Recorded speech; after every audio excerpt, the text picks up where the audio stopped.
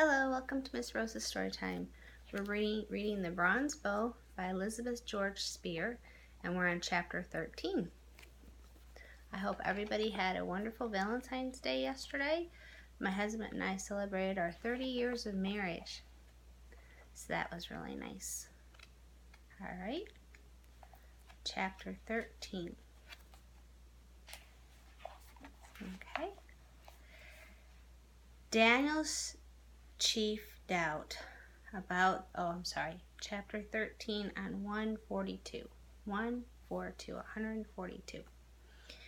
Daniel's chief doubt about the new meeting place, that it would take him from home for long hours at a time, resolved itself more simply than expected.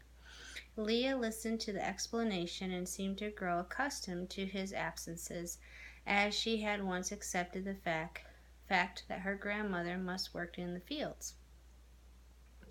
Leah was gaining confidence. She did not tire as readily at the loom. She had even completed a length of cloth which had been paid for by the servant of the widow of Corzine. When Daniel had laid the shining silver talent in his sister's hand, she had been bewildered. He realized that she had never before known any recompense for her hours at the loom. He showed her how to sew the coin into her head scarf, where every village girl, even the poorest, boasted the jingling coins that would be her dowry. Leah was enchanted as a child. Now she always wore the headdresses as she worked, and from time to time her hand stole up to touch the coin. Underneath the scarf, the long yellow hair was always combed and carefully arranged. Was it the work in the little garden that had brought a faint flush to her pale cheeks? One afternoon, looking through the door of her shop, Daniel saw two figures coming slowly along the road in the shimmering waves of heat. One, he soon saw, was Joel.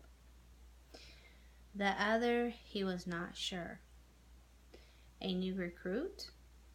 The two figures were almost at his door before he recognized with a shock of pleasure that it was one who had come with Joel, was his sister Malthus.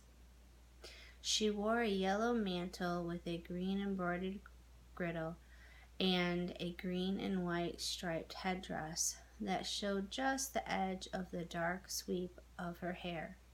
"I've never been in a blacksmith shop before," she exclaimed, sweeping back the headdress in the impulsive gesture Daniel always remembered first when he thought of her.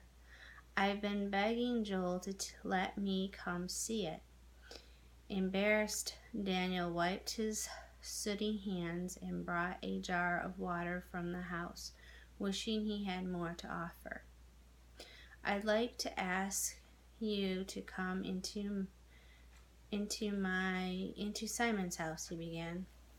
"It doesn't matter. It's lovely here in the shop," said Malthus quickly. The two visitors sat on the bench and watched him complete the lock that he had promised to deliver before sunset. "I'm glad you've came today," Daniel told Joel when the work was done. "There's an apprentice I want you to meet over in the street of the weavers. I think he wants to join us, but he has some foolish idea in his head that the rabbi has taught him. I can't talk him out of them, but you could." "Go along and see him," Malthus suggested. "I don't mind staying here alone. I'd rather start back when it's cooler." "Are you sure?" "It would take only a short time." It took a considerably longer time than Daniel had reckoned, because Joel and the young weaver lost themselves in the intricacy of the theological debate. It was nearing sunset when they started back towards the smithy. "He's going to be one of the best we have," Joel said. but you should have stopped us. When I get started on an argument, I forget what time it is." He did not seem to want to hurry, however, and shortly it appeared that he had something else on his mind. "I've put off telling you this," he said finally. "I don't know just why. I saw your carpenter again." "Was Simon with him?" "Yes, as a matter of fact. When I told you that day that I'd run into Simon, that wasn't altogether true. I went back to Bethsaida on purpose. I went back several times. Lately I've been getting up early to hear Jesus when he talks to the fishermen." Daniel was surprised. "You think he will help us?" Jill hesitated.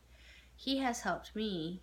He has explained several points of the law that have always puzzled me." "Explain them to you? You're a scholar. You're the scholar. He's only a carpenter." "I don't know where he got his training," Joel said, "but he knows the scripture.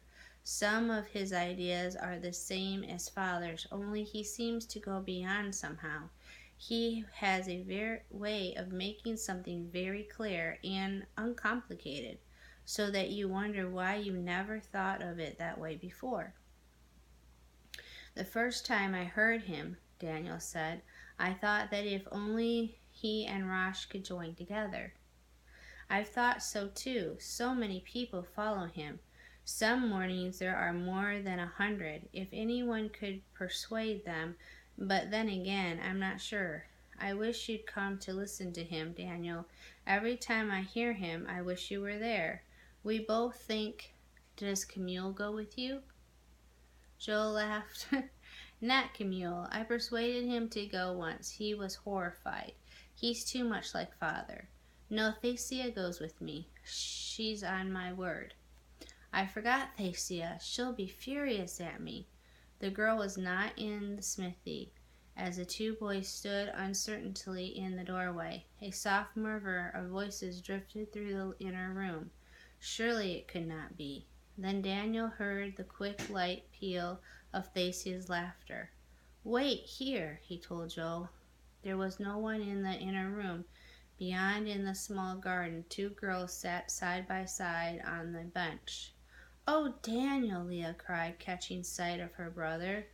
"Thacia comes to see me." Dumbfounded, Daniel stared from one to the other. "How?" he stammered, and then caught the warning in Thacia's eyes. "Don't spoil it." Her look cautioned him quite plainly. He could think of nothing at all to say, could only stand stupidly. How had she managed it, when no one, not a neighbor or an old friend, had been allowed to see Leah's face for almost 10 years? "We've been having a lovely visit," Thacia said, as casually as though it happened every day. "Leah has been showing me her vegetables. The time has gone fast. We had so much to talk about. These two, so utterly different. What could you talk about?" he burst out before he could stop himself. Mischief danced in Thacia's eyes. "You," she said. He felt his ears redden. He knew he would never know how she had accomplished it. Girls were strange creatures. He could not understand them, but he could see the change in his sister's face. She was fragile and pale beside Thacia's vivid beauty, but smiling with a smile so like their mother that it caught at his throat. Joel, impatient and curious, came through the inner door. That was too much to hope that the miracle should include him too. At the first glimpse of him, Leah's bright face grayed with fear. Thacia motioned him over of sight. "My brother and I must go home now," she said gently, "but I will come back soon. You won't forget me, will you, Leah?" There was no answer. Leah's head was bent. The folds of the scarf that hid her face were trembling. "Here's something to remember me by," said Thasia. She undid the green embroidered girdle from her waist and laid it gently across Leah's knees. "The gold threads twinkle in the afternoon sun. God be with you," she said quickly, and not waiting for any answer, moved past Daniel through the smithy too quickly for him to stop her or to try to thank her.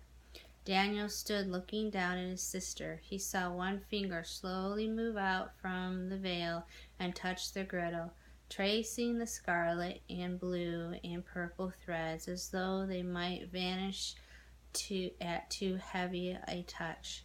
It was the first beautiful thing she had ever owned. Thasia's visit caused Daniel to look at his sister with new eyes, and one thing that he had never noticed before suddenly shamed him. She spent all day weaving fine cloth for wealthy women, and she herself was dressed in a faded gray rag. Next morning he took down the jar in which he kept the money his customers gave him, counted out a handful of coins, and made his way to the market. It was a confusing place, the kind a man did well to stay away from. The booths of the weavers were surrounded by women chattering like woods full of sparrows, fingering the lengths of scarlet and purple, bargaining with sharp, accusing screams. He gathered his courage and approached, trying to ignore their derisive glances. Presently he found what he wanted, a length of smooth cotton, the clear fresh blue of the quetzal blossoms. "How much?" he growled. A girl with gold earrings studied him shrewdly. "Blue dye is rare," she said. 2 shekels. He knew it was too much. He had no way of knowing how much too much, and he had no knack for bargaining anyway. He paid the money and cursed himself when she did not hide her contempt. "Thread?" He glared at her when she had found it for him. "Do you have a needle too?" he asked. The girl laughed. "We don't sell needles. Surely your wife must have a needle." He said nothing, but the flush creeping up his cheeks made the girl laugh again. "Oh," she said, "a present, is it? Wait a minute." She delved beneath a pile of odd articles. "Here, take one of mine. I won't charge you for it." The fine gesture, he could see, was an apology for the scandalous profit she had made on the cloth. He took the package and walked away, his ears red. Leah could not believe that the cloth was hers. Just to touch its smooth surface seemed to give her such joy that Daniel did not dare to suggest that it had a useful purpose. He waited for 2 mornings before he brought out the needle and thread. Leah watched his clumsy experiments fascinated. Suddenly, a squeal of laughter broke from her, so startling that he dropped the needle. He had never heard her laugh before. The breathy little sound died away as he stared at her. "Oh, Daniel, you hold it like one of those great iron things. Give me that." "Can you thread a needle?" he asked, astonished. "Anybody can thread a needle. Daniel, do you think you would be angry with me if I made a dress out of the blue cloth?" Through the door of the smithy, he watched Leah spread the cloth on the floor, marveling at the capable way she turned it this way and that as she cut. Praise be! Perhaps she could even make him a new cloak. That's wonderful. I'm excited to read chapter 14 next. Well, that's the end of chapter 13. It ended on page 148. I hope you enjoyed it. Please make sure you read 30 minutes every day as much as possible. All right, take care. God bless.